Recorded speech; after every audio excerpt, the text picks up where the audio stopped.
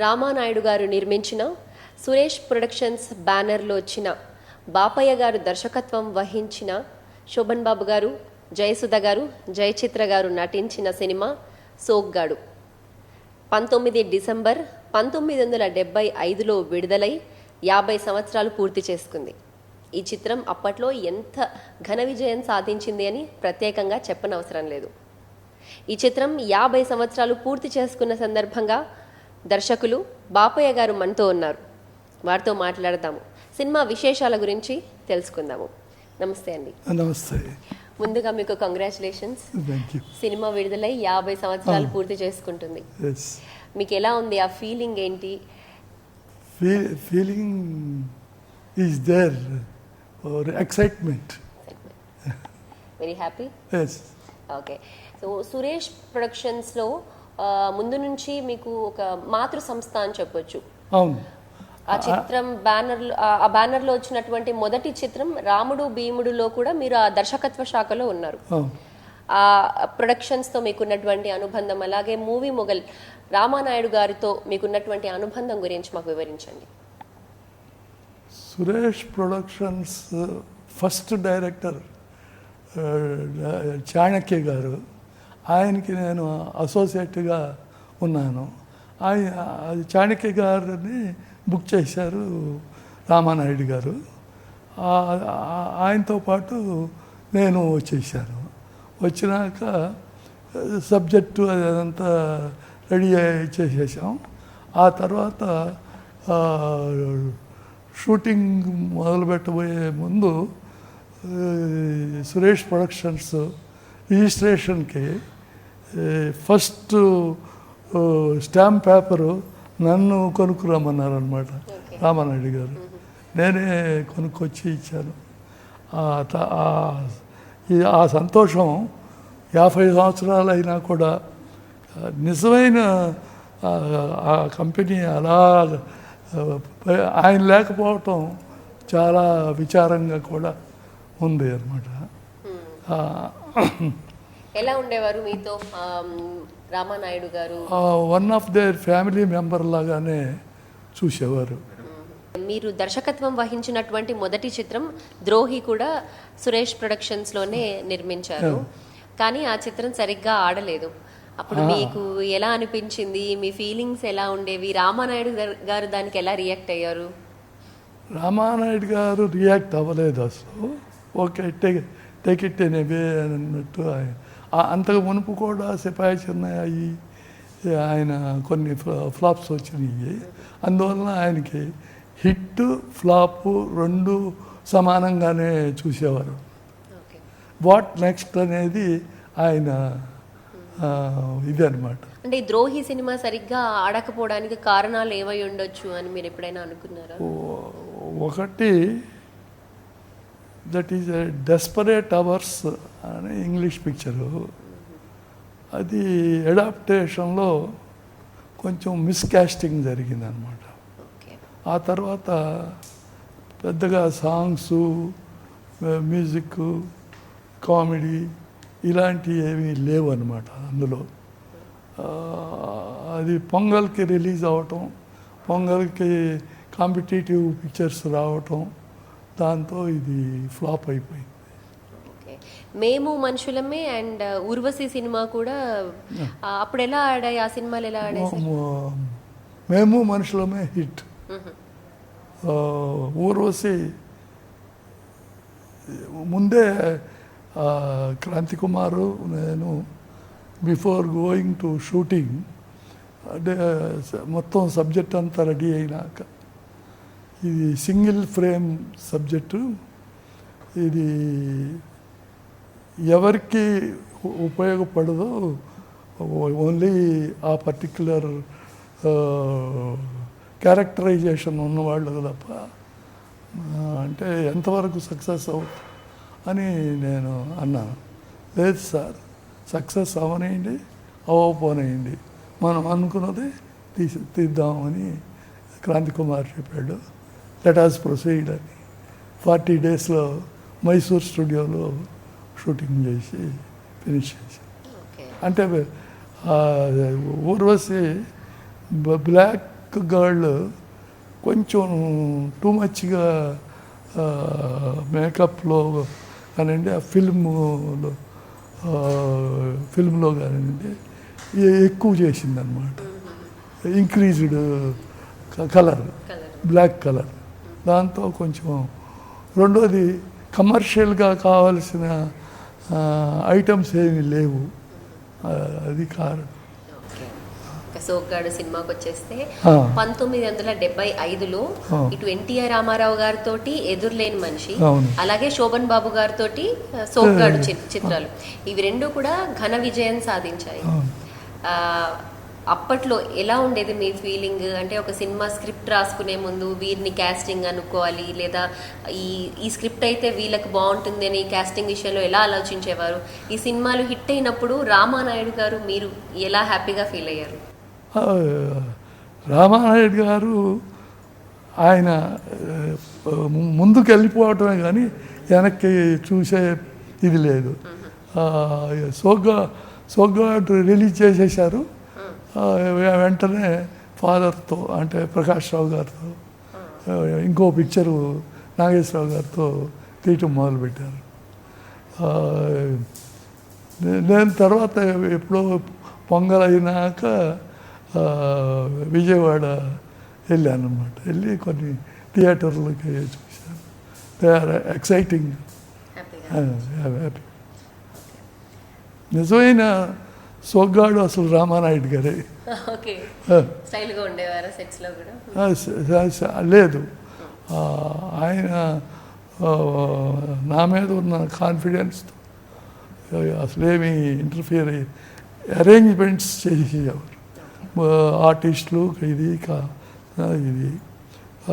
రెండోది ఆయన నేను పట్టుబట్టి ఈ పిక్చరు కంప్లీట్గా ఆంధ్రాలోనే తీయాలి, తెలుగుతనం రావాలి అనే ఒక నిర్ణయంతో ఫస్ట్ కారంచేడులో ఆయన ఇంట్లో కొంత తీసాము.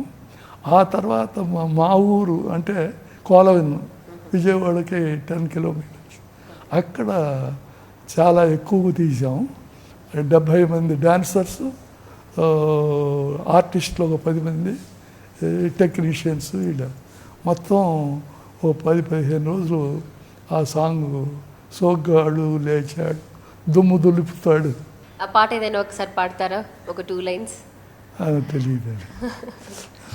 అండ్ సోగ్గాడు చిత్రం 19 కేంద్రాలలో దినోత్సవం సెలబ్రేట్ చేసుకుంది.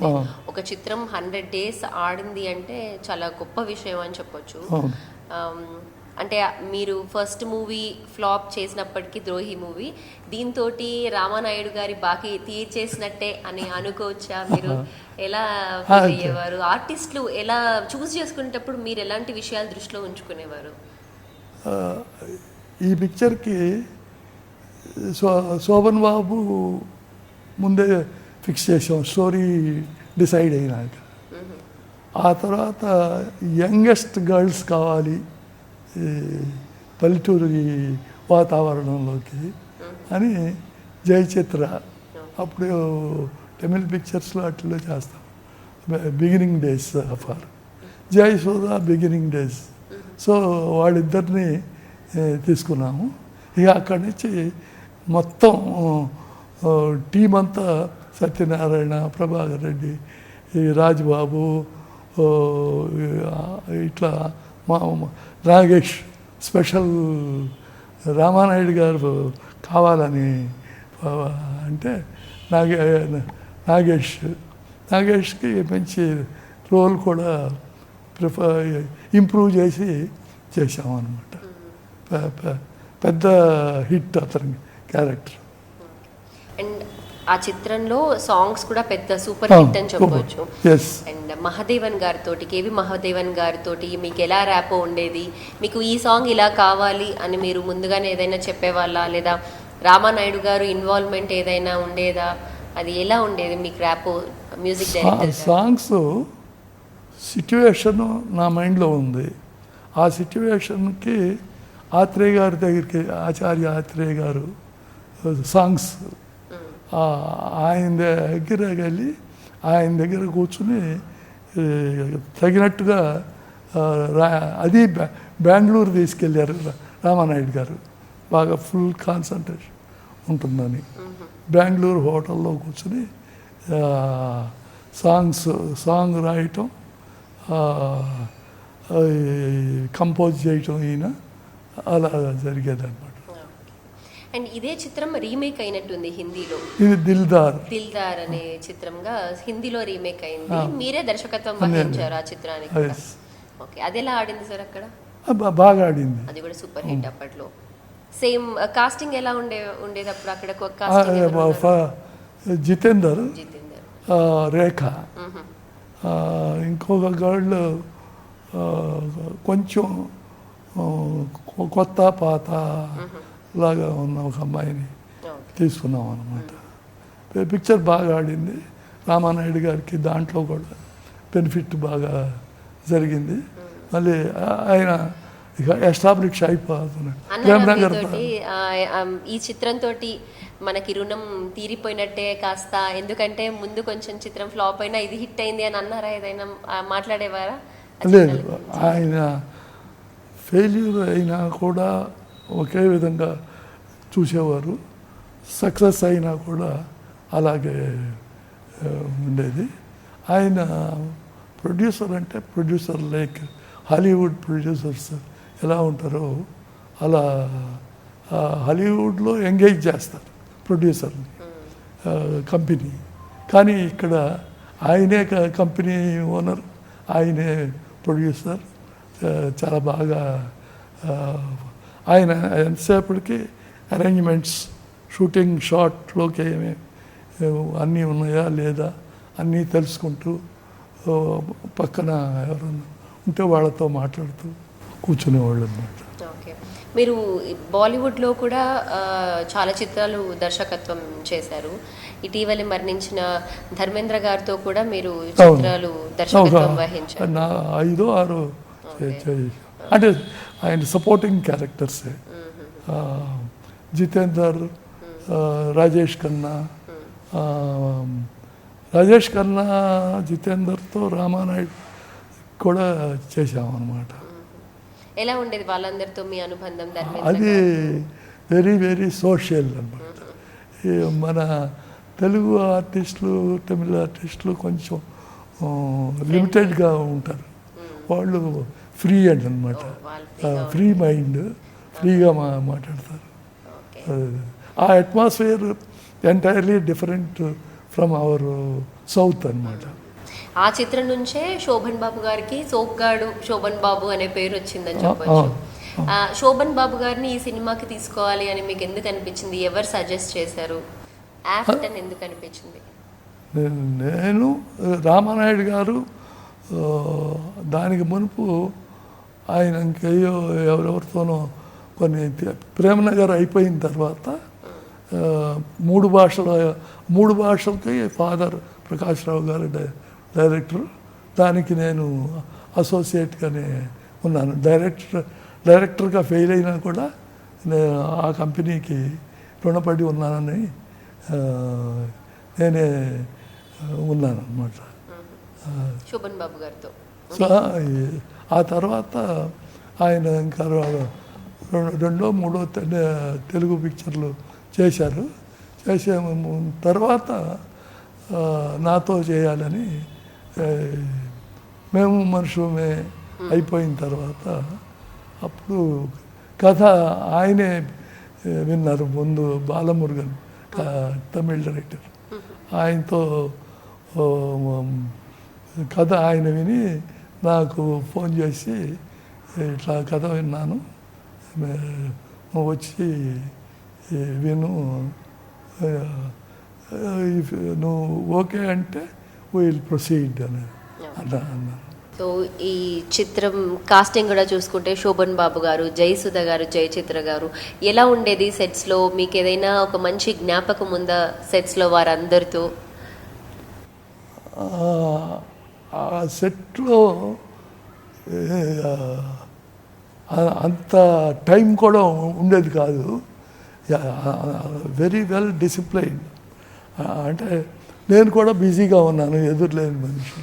సో ఈ డేట్స్ వచ్చినప్పుడు దీనికి స్ట్రిక్ట్గా అంతా రెడీ చేసుకునే సీన్స్, ఏమేమి సీన్స్ ఈ షెడ్యూల్లో చేయాలి అని ప్లాన్ చేసేసి, శోభన్ బాబు గారు వెరీ సైలెంట్ మ్యాన్, ఎవరితోనూ ఎక్కువ షార్ట్ అయిపోగానే వెళ్ళి కూర్చుంటాడు, మళ్ళీ షార్ట్ అనగానే వచ్చి ఆయనకి ఇట్లా కాదండి అట్లా అని నేను చేసి చూపించితే కూడా ఆయన చాలా రిసీవ్ చేసుకునేవాడు, అలా చేసేవాడు.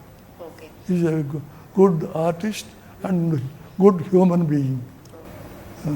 అండ్ ఈ చిత్రానికి ఎంతో మంది ఫ్యాన్స్ ఉన్నారు, స్పెషల్గా లేడీస్ అని చెప్పొచ్చు. అంటే ఇప్పుడు ఈ చిత్రం మళ్ళీ రిలీజ్ చేస్తే మళ్ళీ అందరు ఆ తరం వాళ్ళందరూ చూస్తారా? మీకు ఎలా అనిపిస్తుంది? మీ ఐడియాస్ ఏంటి? 50 సంవత్సరాలు ఈ సినిమా పూర్తి చేసుకునే సందర్భంగా ఏం చెప్పాలనుకుంటున్నారు?